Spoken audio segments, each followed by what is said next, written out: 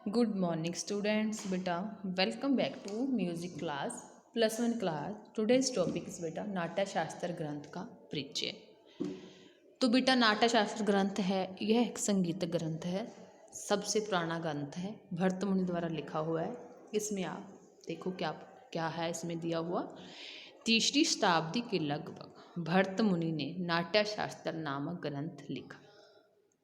संगीत के इतिहास में यह सबसे पहला ऐसा ग्रंथ है जिसके अंतिम 6 अध्यायों में संगीत संबंधी महत्वपूर्ण विषयों पर प्रकाश डाला है। कि यह संगीत का सबसे पुराना जहाँ पहला ग्रंथ है जिसके अंतिम जो बेटा ग्रंथ होते हैं उसमें अलग अलग अध्याय होते हैं, पार्ट्स होते हैं। तो ये नाट्य शास्त्र ग्रंथ है जो सिंगल ग्रंथ है जिसमें संगीत संबंधी महत्वपूर्ण विषयों पर प्रकाश डाला गया है। संगीत जो किसी में संगीत के स्वरों पर, ठीक है, ऐसे ऐसे अब आप आगे जो है पढ़ेंगे। इसके अंतर्गत वर्णित अधिकांश तथ्य आज भी 100% सही माने जाते हैं। नाट्य शास्त्र के 28वें अध्याय में वाद्यों के प्रकार, जैसे जो संगीत के जो विषय हैं वो 28वें जो ग्रंथ के 28वें अध्याय से शुरू हो जाते हैं। और टोटल कितने अध्यायों में संगीत के जो वर्णन है, संगीत वर्णन है, उस ग्रंथ में 6 अध्यायों में वर्णन है। तो नाट्य शास्त्र के 28वें अध्याय में वाद्यों के प्रकार, श्रुति, स्वर, ग्राम, मूर्छना, जाति भेद तथा उनके लक्षण कि 28वें अध्याय में वाद्यों के प्रकार कि वाद्य कितने प्रकार, वाद्य मीन्स जो हम इंस्ट्रूमेंट बजाने वाले हैं वो कितने प्रकार के होते हैं, श्रुतियों के बारे में, स्वर, ग्राम, मूर्छना। जो ग्राम और मूर्छना है वो टॉपिक आपके हैं +2 में, और श्रुति और स्वर तो आपने पढ़ा ही है। जाति भेद तथा लक्षण, जाति के लक्षण, ग्रह मीन्स होता है बेटा स्वरों का टिकाव कहाँ होता है, ग्रह में कहाँ एंड होता है, कहाँ से स्टार्टिंग होती है, उसको हम कहते हैं ग्रह।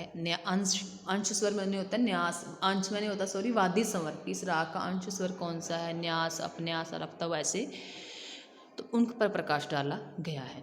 29वें अध्याय में 28वें अध्याय में क्या था, वाद्यों के प्रकार थे, जातियों पर, स्वरों पर प्रकाश डाला गया है। 29वें अध्याय में वीणा और उनकी वादन विधि, जातियों की रसानुकूल प्रयोग का विवरण है। जो 29वां अध्याय है उसमें वीणा और उसकी वादन विधि के बारे में बताया गया है। 30वें अध्याय में सुशील वाद्यों का विवरण। सुशील वाद्य बेटा कौन से होते हैं, जो वाद्य फूंक से, हवा से जो बजते हैं, जैसे हारमोनियम है जो सुशील वाद्य है, बांसुरी है सुशील वाद्य है, तो उनका विवरण है 30वें अध्याय में। 31वें अध्याय में कला, लय और विभिन्न तालों का विवरण है। कला, लय, ठीक है, और लय मीन्स आपको पता ही है, कला संगीत का कला पक्ष, भाव पक्ष, और तालें जो सारी हैं, विभिन्न तालें, 3 ताल जैसे ऐसे उनको हम तालें सारी बोलेंगे, तो वो इस ग्रंथ में है और 31वें अध्याय में वर्णित हैं। 32वें अध्याय में गायक वाद्य के गुण, ध्रुव के 5 भेद, छंद आदि तथा 33वें अध्याय में अवनद वाद्यों की उत्पत्ति, भेद, वादन विधि, वादकों के लक्षण आदि दिए गए हैं। इस प्रकार इन 6 अध्यायों में 25 और 29 अध्याय बड़े महत्वपूर्ण हैं, 25 और 29। किंतु इसके अतिरिक्त नाट्यशास्त्र का 6ठा और 7वां अध्याय भी संगीत के लिए बड़ा महत्वपूर्ण है, जिनमें रस संबंधी बातों पर विवेचन है।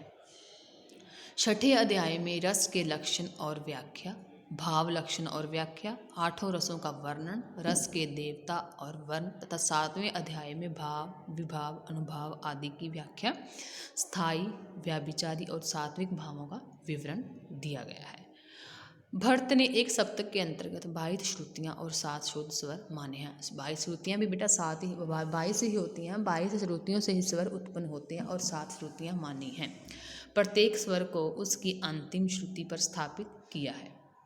भरत ने संवाद भाव पर बहुत बल दिया है और तथा 9वीं अथवा 13वीं श्रुतियों पर संवादी और 2 श्रुतियों पर विवादी स्वरों का स्थान माना है। भरत ने मध्यम को आवश्यक स्वर माना है, मध्यम को मेन स्वर माना है और उसे अविलोपी स्वर कहा जाता है, क्योंकि अविलोपी मीन्स कभी भी विलोप होने वाला नहीं है जी। महत्वपूर्ण स्वर है माँ। सप्तक का कोई भी स्वर जाति में वर्जर हो सकता था, किंतु मध्यम कभी नहीं। इसमें षड्ज और मध्यम ग्राम की विशेष रूप में व्याख्या की है, परंतु गधार ग्राम को बिल्कुल छोड़ दिया। जो बेटा ये ग्राम है वो आपके +2 में आएंगे। इसके लिए उन्होंने लिखा है कि गंधर्व लोगों के साथ ही यह विलोप हो गया था। ग्राम बेटा 3 हैं, षड्ज, मध्यम और गंधार। जो गंधार ग्राम है वो लोप हो गया, उसकी चलन नहीं है गंधार ग्राम का, तो उसको बिल्कुल छोड़ दिया है। इसके लिए उन्होंने लिखा कि गंधर्व लोगों के साथ है, गंधर्व लोग भी होते हैं जो उनके साथ ही, या देवतागण जैसे तो गंधर्व लोग होते हैं, उनके साथ ही ये लोप हो गया है। इसके लिए उन्होंने लिखा है कि गंधर्व लोगों के साथ ही लोप हो गया।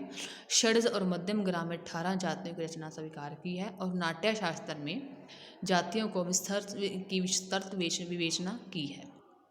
षड्ज ग्राम में से 7 और मध्यम ग्राम में 11 जातियों की रचना मानते हुए जाति के 10 लक्षण बताए हैं। ग्रह, अंश, ये आपने पहले भी पढ़ा है, ग्रह, अंश, न्यास, अपन्यास, अल्पतव, बहुतव, षाढ़तव, औरतव, मंदर और तार। स्वर, श्रुति, ग्राम, मूर्छना, आजाति और उसके लक्षण, वाद्यों के 4 प्रकार के वर्णन 28वें अध्याय में। जातियों का रसानुकूल प्रयोग, विभिन्न प्रकार की वीणा की जो आपको प्रकार बताए थे उनकी वादन विधि, सारना, चतुष्टयी प्रयोग का वर्णन 29वें अध्याय में। सुशील वाद्यों का वर्णन 30वें अध्याय में। कला, लय आदि विभिन्न तालों का वर्णन 31वें अध्याय में। ध्रुवा और उसके भेद, छंद, गायक वाद्य के गुण आदि की व्याख्या 32वें अध्याय में। और अवनद वाद्यों का वर्णन उसके 4, उसके प्रकार, उत्पत्ति, वादन विधि आदि का वर्णन 33वें अध्याय में दिया गया है। अतः नाट्यशास्त्र प्रथम उपलब्ध ग्रंथ है जिसमें से संगीत के आधारभूत तत्वों पर प्रकाश डाला गया है। तो बेटा जो ग्रंथ था ये आपको मैंने बता दिया, आप इसको नोटबुक पे राइट कर लेना, ठीक है। थैंक यू बेटा।